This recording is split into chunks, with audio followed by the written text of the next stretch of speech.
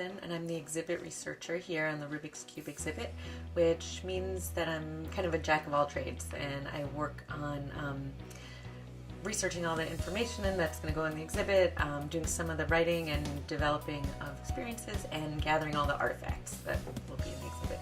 I think the most interesting thing for me was really delving into the history of Rubik's Cube and meeting all the people involved in it. I managed to find on the internet all the archives of the original computer bulletin board called Cube Lovers. That it was one of the earliest bulletin boards from 1980 when very few people had computers, and it was also one of the longest running. It went for 15 or 20 years.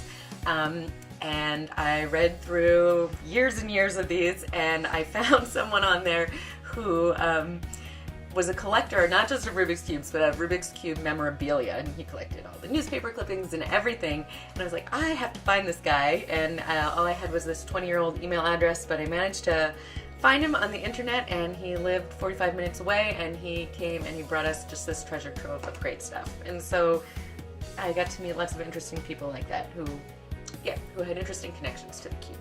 I think one thing that that I would say that maybe isn't apparent to visitors right away is how much research and work and thought is behind even the tiniest things in there, and that this exhibit should really be about a starting off point and like getting you interested in the topic, and you can go out and explore more afterwards because there's so much more out there.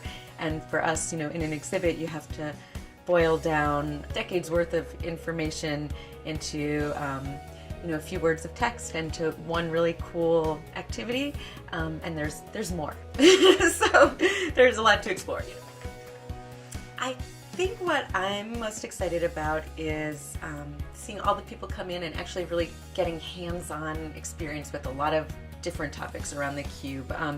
For me, before I came to Liberty Science Center, I was a science journalist, and so I covered a lot of the same topics, the math and science of puzzles, but in writing. And what's been great for me in this experience is seeing it come to life in 3D and all the activities we have where people are going to be involved with building their own puzzles or making things, and so I'm just really looking forward to that.